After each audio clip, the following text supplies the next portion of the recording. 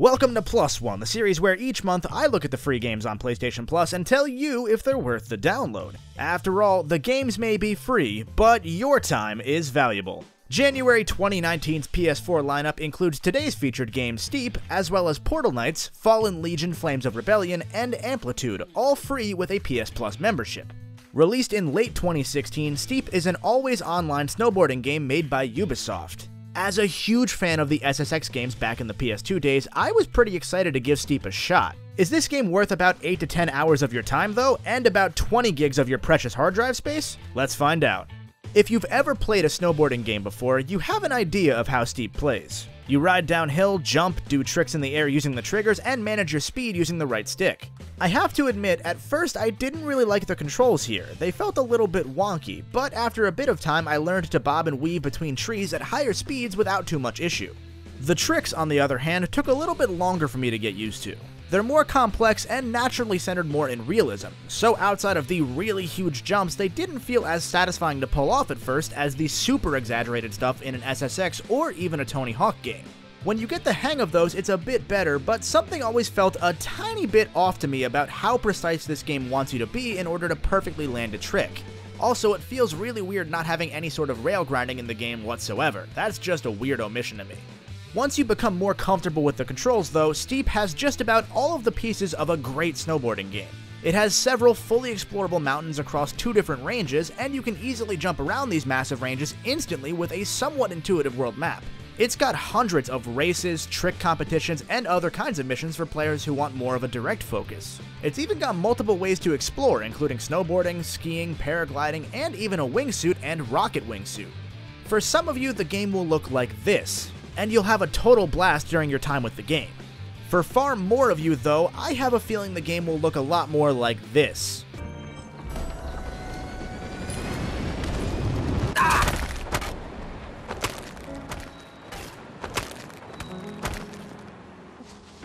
That's how I feel playing Steep. It's a game that has a wonderful sandbox, but by the time the game really gets going, the cracks have already started to show. For example, the frame rate is pretty atrocious at points, especially when you're in an area with a lot of trees. That, combined with the obnoxious screen flashing when you don't land a jump perfectly and the random pop-in of other players online, all does a great job of throwing me off pretty consistently. Thankfully, there's practically no difficulty in this game. Like you'd expect, any competitions reward you with a bronze, silver, or gold medal, but for at least the first third of the game, you can easily achieve gold even if you crash once or twice. It doesn't matter if the challenge is rated as easy, medium, or hard in my experience either. I could just fly through everything within 1 or 2 tries and get those easy experience points. Oh yeah, by the way, I hope you like RPG elements, because Steep blocks you out of missions if you're not at the required level.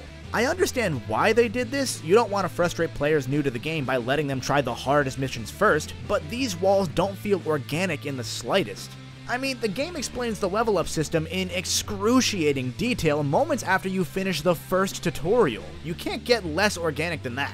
Yes, I have played literally any game ever made. I know what experience points are, so let me throw myself off of mountains, please. In a game about doing whatever you want on these mountains, there are certainly better ways to ease players into higher level content. For example, we could just be required to complete a certain number of the available missions before unlocking more. And the game could, be gracious enough to show us when a new chunk of missions are unlocked. As it stands, I either aimlessly searched the overhead map for new missions only to find that suddenly 15 new ones popped up right next to where the previous missions were, or I used the convenient mission selection on the upper left corner of the HUD. Neither of these options really feels that cohesive to me, like the world was designed to be easily explored. Rather, it feels like they made the mountains first and then just threw a ton of random missions in with no regard for meaningful progression. That's never more apparent than in the mountain story missions, where you usually follow an incredibly slow NPC down a set path while they talk to you about nothing. These are a really bad introduction to the game, and from what I can tell, they put the worst ones first. In fairness, there are some more unique ones, like killing 10 talking snowmen before they kill another rider, but even these don't feel designed for the world. In that story's case in particular, you have to restart from the top of the mountain at least once in order to complete that mission, which just feels wrong. I don't see why they couldn't have positioned all the snowmen down a single, really fun route to make it more memorable rather than just toss them in randomly within a certain range. If you're looking to play snowboarding missions first and foremost, I would argue that Steep isn't really a good choice for you. Now with that said, I'll give the game a lot of credit. When you're just screwing around and not really paying any attention, Steep can be fun, and I think it would be a blast for a few hours with some friends. The quick load times as you jump across the entire map are wonderful, ensuring that I'm never out of the action for too long. I also appreciate that you can't really directly interact with random players without inviting them to a party. I never once had to worry about some jerk running into me and knocking me over during races just to screw me up, and that's a big plus with an online game. And there's definitely a ton of stuff to do here in this world if the gameplay does work for you. I just fear that, like games like No Man's Sky, Sea of Thieves, and Fallout 76, you've got to bring your own fun if you want this experience to last more than an afternoon before you put it down. There's just something missing here, and I can pretty safely say that the tacked-on DLC and microtransactions don't fill that gap either. I think Steep is just on the cusp of being a really special game, but the team just couldn't put the pieces together in the right way, and I ended up more disappointed in what could and should have been than pleased by what we have here. For example, I would have loved to have some hybrid gameplay, where you can immediately transition from paragliding or the wingsuit right into skiing or snowboarding. Instead, you've got to wait a moment as your character swaps between gear.